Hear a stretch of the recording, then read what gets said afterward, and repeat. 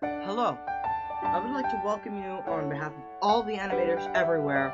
Welcome to the domain of animation. Now today, I'm going to show you a tip and or trick to show you how to make your animation look a little bit better. I'll show you the utilization of two things. First, I'm going to show you how to create a body of water. Let's get started with that. Now, assuming you're familiar with this interface as you've created an animation before, this is a cube, this is what you open with when you start, you got a sun, you got our thing here, camera, yeah,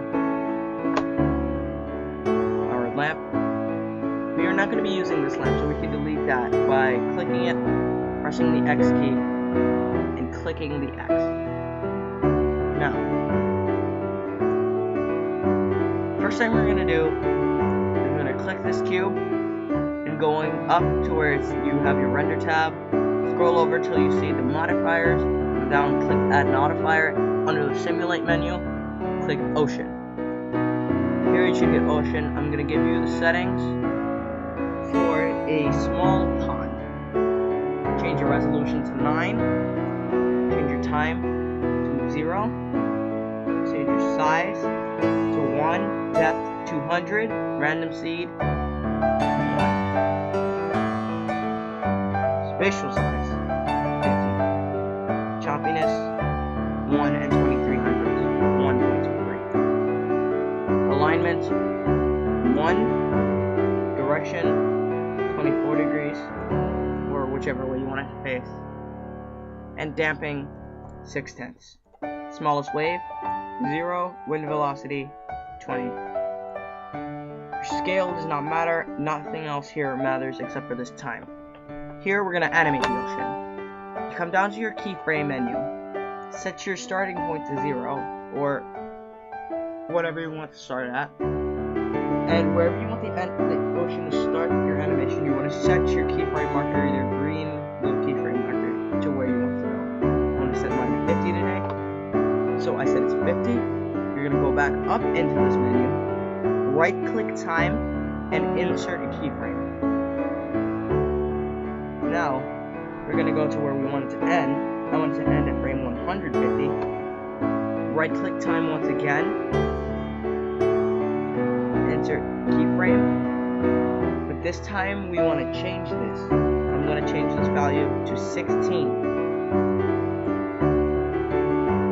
Now I'm going to right click it one more time and hit replace keyframe.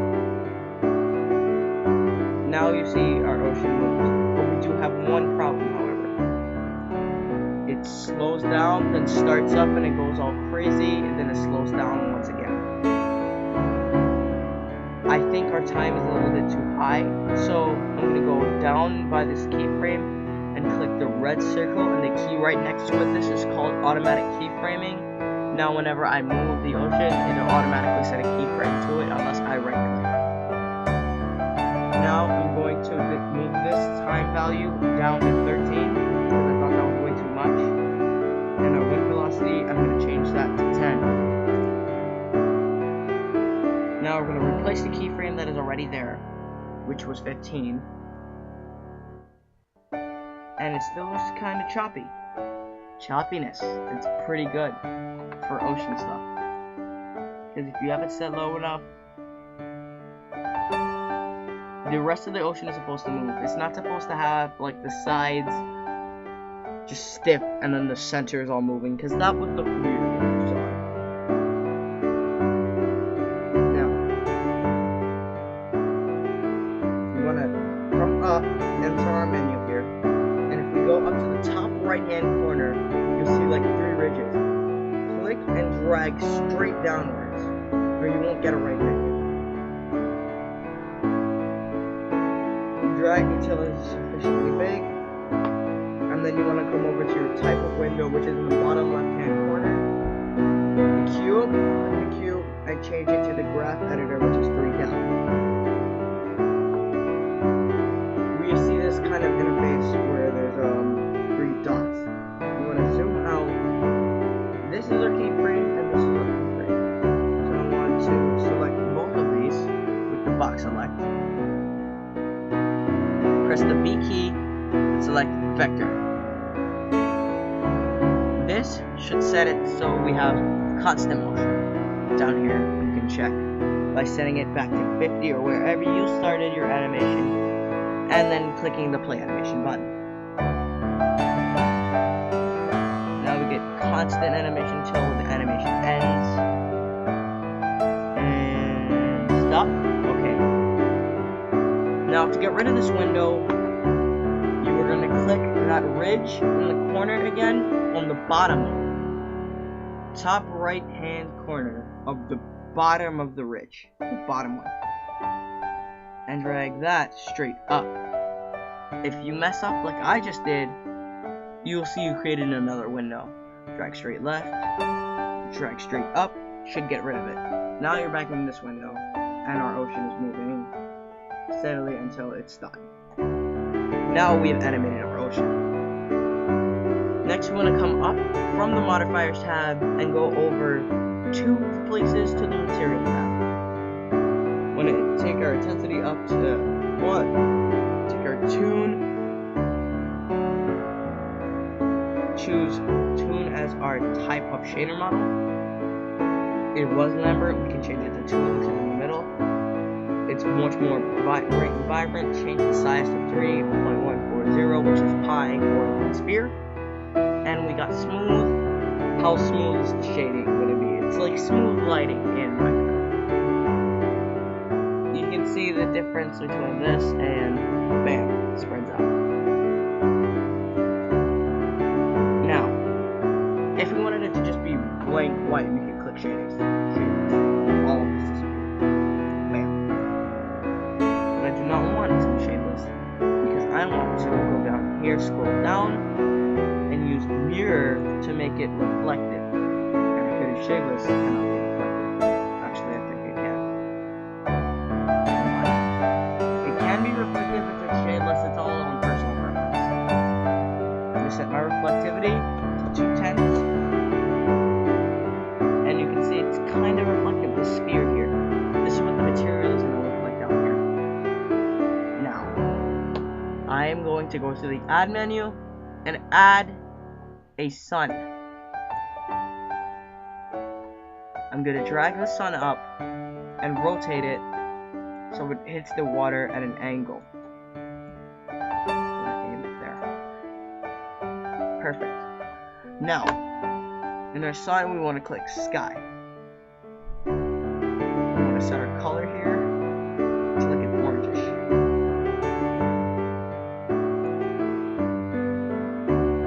Now, we see what this one looks like. It's like an orangish.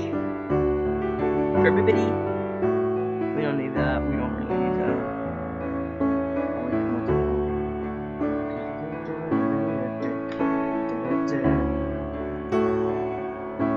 I'll show you the effects of all of these. Mix is usually the best one. I like to use multiply and increase the energy.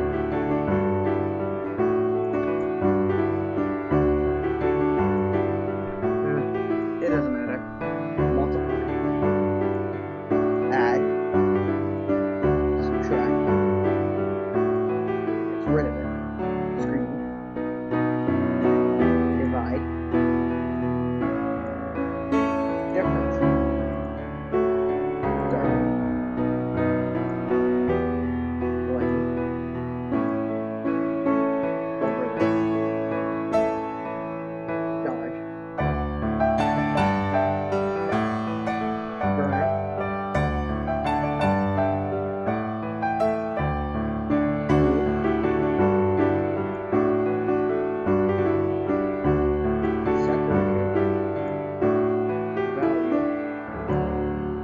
Color,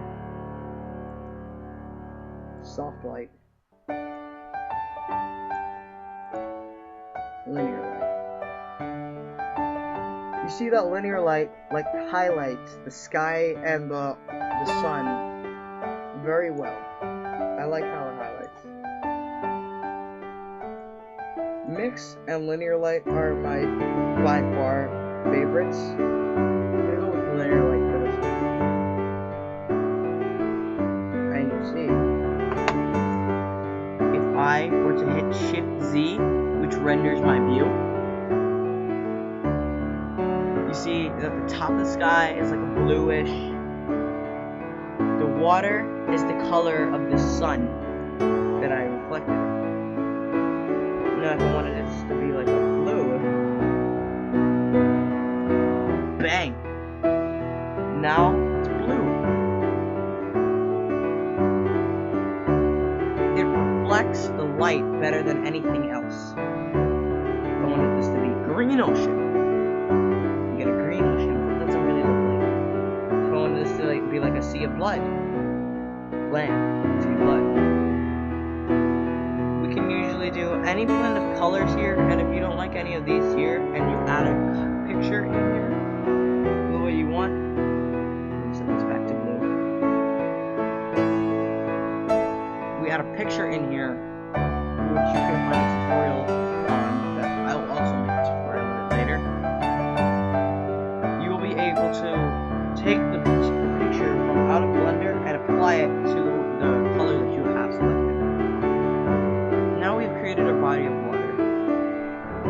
And the second thing was sky that we were playing around with already. The sun is way too bright. I'm gonna set this to 5.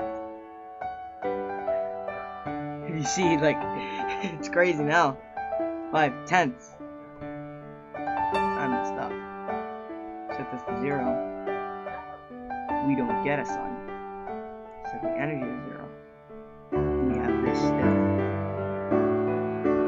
And now, the ocean reflects the sky that we created. So these are the two things I wanted to show you today. How to create your like shader ocean. You can play around with these settings if you'd like to. You have presets. You can get presets. You can make presets to other things. Other things. Let's see. Desert. Mountain. Ocean. Which will be the next one. By setting that to this, and then our blending to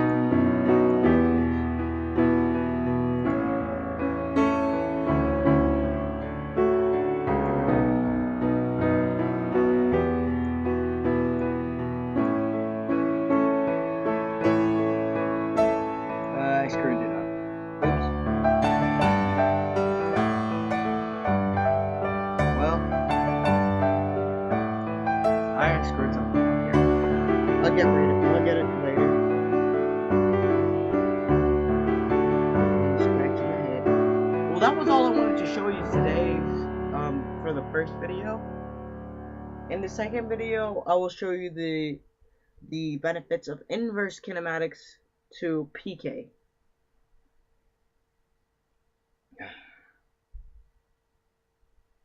That's pretty much it. I'm gonna render this crapped out ocean that I screwed up. Oops. Here. And I hope this was helpful to you in some way.